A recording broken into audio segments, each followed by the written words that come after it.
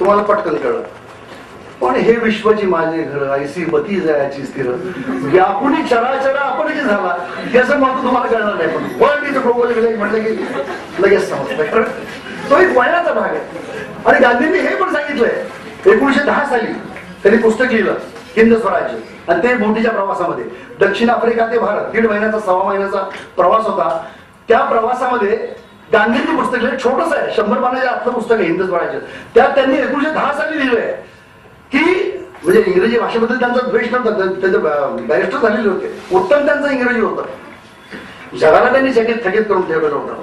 पण तरी ते असं म्हणाले होते 1910 साली की हळूहळू असा बदल हा जो आता आपण ग्लोबल किंवा जागतिकीकरणाचा सगळा हा भाग म्हणतोय, याच्यामध्ये भाषेबरोबर, चालीरीतीबरोबर, हव्यासाबरोबर, वैभवाबरोबर, काय गंमत त्यांनी सांगितली होती, काय काय शब्द वापरले होते, चंगलवादाबरोबर इतकं काय आक्रमण आपल्यावर होईल की पुढची पिढी आपलं सत्व विसरून जाईल अशी मला भीती वाटते.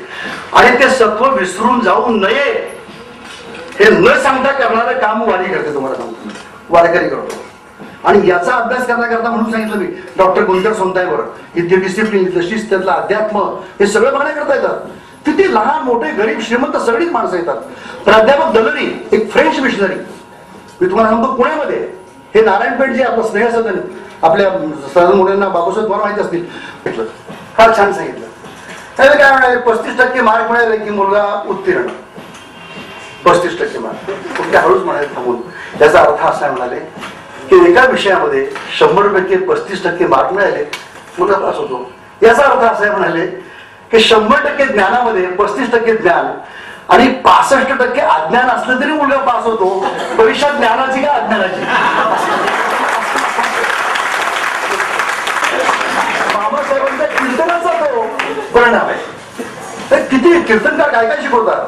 स्वामी विवेकानंद जेव्हा भारतामध्ये आले ते सांगायला करून नाही, शिक्षणाबद्दल ते काय म्हणाले, मी मुद्दाम सांगतो कारण आपण सगळे मॅनेजमेंटचे विद्यार्थी आहात, आधुनिक सगळे शिकलेले आहात, आम्ही काय तुमच्यासारखे आधुनिक शिकलेलं नाहीये. पण विवेकानंद काय म्हणाले, फार सुंदर, व्हॉट इज एज्युकेशन, ते डिफाईन केलं फार सुंदर. ते म्हणाले एज्युकेशन मध्ये 3 टप्पे आहेत, 3 फेज आहेत. फार सुंदर, चांगलं. पहिली पायरी कुठली आहे?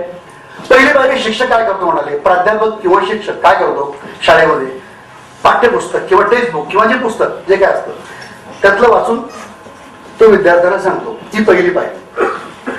त्याला काय म्हणायचं म्हणाले, स्वामी विवेकानंद म्हणतात इन्फॉर्मेटिव्ह एज्युकेशन. फार सुंदर शब्द वापरलाय. आहे ती माहिती मुलांना देणं, that is called informative education, असं विवेकानंदांनी सांगितलं. दुसरी पायरी कुठली म्हणाले, सेकंड स्टेप. फार सुंदर. याच्यापेक्षाही तुम्ही वापस जर पुढे गेलात म्हणजे काय, नॉलेज म्हणजे ज्ञान. पहिले इन्फॉर्मेटिव्ह एज्युकेशन, नंतर नॉलेज. तेवढ्याने भागत नाही म्हणाले, तेवढ्याने भागत नाही. मग वारकरी काय करतो, म्हणजे वारकरी संप्रदायाचं तत्वज्ञान काय महत्वाचं आहे ते विवेकानंदांनी सांगितलंय. First step is informative education, second is knowledge, आणि थर्ड त्यांनी सांगितलं, थर्ड इज विजडम, शहाणपण. शहाणपण जर शिकलं नाही तर पहिला इन्फॉर्मेटिव्ह एज्युकेशनचा, नॉलेजचा काहीही जीवनामध्ये उपयोग नाही. बाळासाहेब भारती सांगायचे, हर्षद मेहता हा हुशार होता, 15 कोटीचा घोटाळा केला म्हणाले, पण तो शहाणा असता तर 15 पैशाचा घोटाळा केला असता. म्हणून शहाणपण दॅट इज इम्पॉर्टंट, असं बाळासाहेब भारती. विजडम हे शहाणपणाचं काय महत्व आहे. आणि म्हणून म्हणले आमच्या वेळी शिक्षण हे आम्हाला शहाणं करण्याकरता शिकवलं जात होतं, आत्ताचं शिक्षण हे हुशार करण्याकरता केलं जातं म्हणाले. पण वारकरी संप्रदायाचा माणूस शांतपणे, माऊली जरा बाजूला, नाव माहिती असेल की माऊली म्हणतो, तो बाजूला म्हणतो, नीट मदत करतो. लोकमान्य टिळकांनी शिक्षित माणसाची व्याख्या इतकी सुंदर केली. ते म्हणाले की एखाद्याला ठेच लागली, रक्त निघालं, जखम झाली, हळहळ करून जो निघून जातो ना, तो MA झालेला असला तरी अशिक्षित आहे म्हणाले. पण ताबडतोब थांबून त्याचं रक्त थांबवतो, त्याला मदत करतो, तो कुठल्याही शाळेत गेलेला नसला तरी तो शिक्षित आहे म्हणाले. लोकमान्यांनी केलेली ही व्याख्या आहे शिक्षणाची. आणि म्हणून हे काम या वारीमध्ये होतं. केवढे डिसिप्लिन आहे हो, केवढं जीवनाचं तत्वज्ञान आहे, केवढं मॅनेजमेंट आहे. एखाद्या कारखान्याची मॅनेजमेंट तर आवश्यकच आहे, एखाद्या व्यवसायाची मॅनेजमेंट आवश्यकच आहे. पण जीवनाची मॅनेजमेंट, जीवनाच्या मॅनेजमेंटचं अंतिम जे आहे, शहाणपणाचं आणि सुखी जीवनाचं, आनंदी राहण्याचं उत्तम काम हे वारकरी संप्रदायाचे लोक करतात. आता मी राजकारणामध्ये इतक्या नेतृत्वाखाली काम केलेली बरीच माणसं मंत्री झाली, मला होतच नाही मंत्री. तो मला ते काय म्हणाले, मला म्हणाले काय बोललास तुम्ही, मला वाईट वाटतं तुमच्याकडे एवढं सगळं म्हणजे जमीच्या बाजू असून, असं ते म्हणाले. पण तुम्ही मंत्री झाला नाही आणि काय हो तुमच्या ठिकाणी दुसरा कोणी माणूस असताना म्हणाले त्याला वेळ लागला असतो. काय म्हणाले, कुणालाही मंत्रीपद करताय, कुणाला मी आता आहे चांगली माणसं.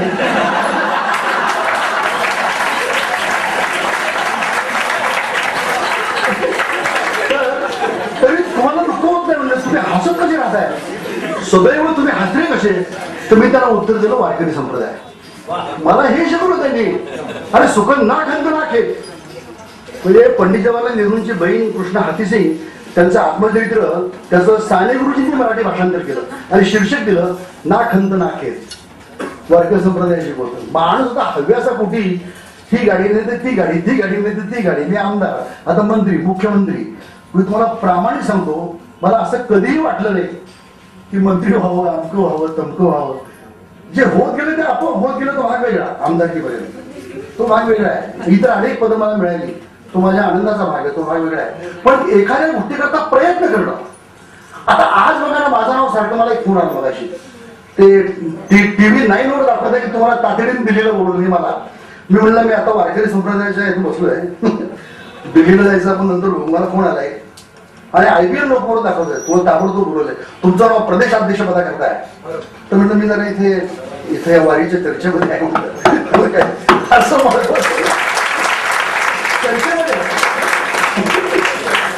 चर्चेमध्ये बरंच काय असतं चर्चेमध्ये. पण मी म्हटलं मी तर वारी इतकं व्यापक आहे की तुम्ही 2 नाही 3 नाही किती 4 तास जरी बोलून बसला तरी ते अपूर्णच राहील.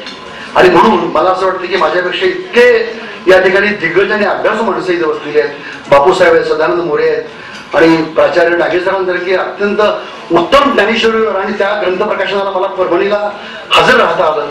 न्यायमूर्ती चपळगावकर त्या समारंभाचे अध्यक्ष होते आणि त्यांच्या ज्ञानेश्वरीची जी अधिक त्यांना हस्तलिखितं मिळाली, त्या हस्तलिखितांच्यावर अभ्यास करून त्यांनी ज्ञानेश्वरीची एक आणखी वेगळी प्रत, वेगळे अर्थ, दरवेळेला प्रत्येक वेळी नवीन अर्थ या सगळ्या गाथेतून शब्दातून निघतोय.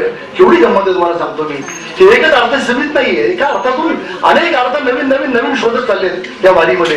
असा हा संप्रदाय आहे आणि म्हणून तो केवळ जागतिक शांततेकरता तर उपयोगाचा आहे, जागतिक बंधुभावाकरता आणि वैश्विक मानवतेकरता तर आवश्यक आहे, सामाजिक जीवनाकरता आवश्यक आहे, सामाजिक ऐक्यासाठी आवश्यक आहे, जगातल्या वाढणाऱ्या हिंसावाद आणि वंशवाद याला उत्तर देणार आहे. कितीतरी गोष्टी आहेत आणि दैनंदिन जीवनाचं आपलं तत्वज्ञान आहे हे अधिकाधिक समाधानकारक, सुखी आणि त्यातही कोणा विद्वत्ता या सगळ्यांचं मिश्रण कसं उत्तम होईल ही वारी शिकवत. तुम्हाला एक गमत सांगतो, एकच वाक्यामध्ये माझं मनोगत या ठिकाणी थांबवतो, खूप लांबलंय.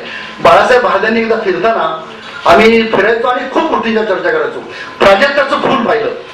पारिजातक आपण नेहमीच पडतो, आपल्या घरामध्ये सडा पडतो पारिजात, आणि पारिजातकाची फुलं घेतली की मस्त प्रसन्न होता अगदी. म्हणजे बालकेंची कविता कधी कधी आठवते.